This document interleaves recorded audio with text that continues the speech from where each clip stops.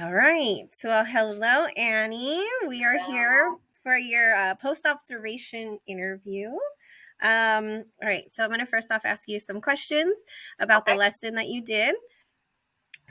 First off, how many students do you have in your class, and how many students were in the group? Altogether, there's 12 students, and I believe during that time in the group, I had seven. Okay, perfect. So seven out of that 12. All right. Um, why did you choose the lesson that you did at the? Yeah, why did you choose the lesson? Sorry. The lesson that I chose was because it was during October, and we were talking about fall themes, and everything we were doing in class was fall themed. So this lesson kind of tied in with that as well. We had already been reading lots of books about like pumpkins and that life cycle and stuff like that. So this lesson kind of just went hand in hand. All right, perfect. Okay. What are some of the materials you used in this lesson? The materials I used was we had a pumpkin chart up, and it did have the life cycle. So that was something that we built together previously, a couple days ago. So that was already up. I had a piece of paper on the hover cam that I had. And so as I was writing and speaking to them, they could see the sentences that I was writing and the words I was using. And so we had the paper, we had that graphic that we made so that they could look at the graphic, answer the questions that I was asking them, and then also see what I was writing. All right, perfect. All right.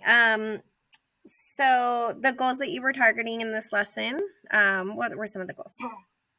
Some of them were their writing goals, trying to write complete sentences using proper grammar and punctuation. So we needed capitalizations in the right place. We needed the correct punctuation, what goes at the end of their sentences. Something else was, since we were talking about the life cycle of the pumpkin, correctly sequencing those events so that as they were writing about it, though that life cycle will be in the correct order. Okay. All right, great. All right. How did you modify the lesson for the students at different levels? Yeah, so in that group, usually there is I had first and I had third graders and fourth graders in there, and I think one kindergartner. And so a lot of times, with the kindergartner, we would write it on a whiteboard for them and they would try and copy it down. Some of the other students can see what I'm writing from the hover cam that's projected on the board, and they can, use that writing. The older students, a lot of times like to make up their own sentences, create their own sentences so they can do that themselves. Other students, they struggle with coming up with their own sentences or writing with spelling. So they would tell either myself or the aide what sentence they wanted to write. We would write it down for them on either a separate piece of paper or a little whiteboard, and then they would copy their own words from that whiteboard onto their paper. Great. So there's a lot of differentiation going along. Yeah. But it was all of their own ideas. Oh, okay. Oh, great. Nice. Mm-hmm. All right. Let's see.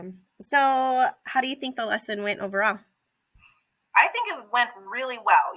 Like I said before, we had already been reading books about it. Mm-hmm. They were going over different picture cards with stuff. We had created that, poster with the life cycle of the pumpkin. And so they had a lot of background information, previously. So when we actually got to the writing portion, they were able to give us a lot. And so it was easier for them to, come up with sentences of what to write about that pumpkin. Right, right. Awesome. Okay. Do you think the students grasped the lesson very well or easily? I think so because previously, before we did the pumpkin life cycle, I think back in August, we had already done the life cycle of apples. And so it was kind of that same thing. They would compare okay, the life cycle of an apple. We remember it comes from a seed, and then it goes a little bit bigger to a seedling. And then from there, it's a little bit different with a pumpkin because then it was the vines, and then the yellow flower, and then the green pumpkin. So it added on to it, but they already had background knowledge of what the life cycle of a plant was. So I think they felt good about it. They already knew where to start.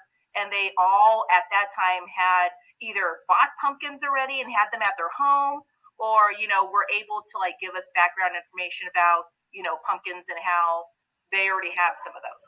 Right. And that's good that they had that previous information, like you said, the apples, and then now they're Yes. carrying it into this one. So it's a little more easy for them Yes. to kind of grasp that concept. Yeah, they built Right. upon that knowledge. So they weren't like super frustrated when we Mhm. first started, because we had already talked about things before. So they did connect those previous concepts to this. Right.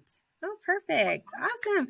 All right. Yeah. Well, thank you so much for answering my questions. All right. No problem. Thank Thanks for you.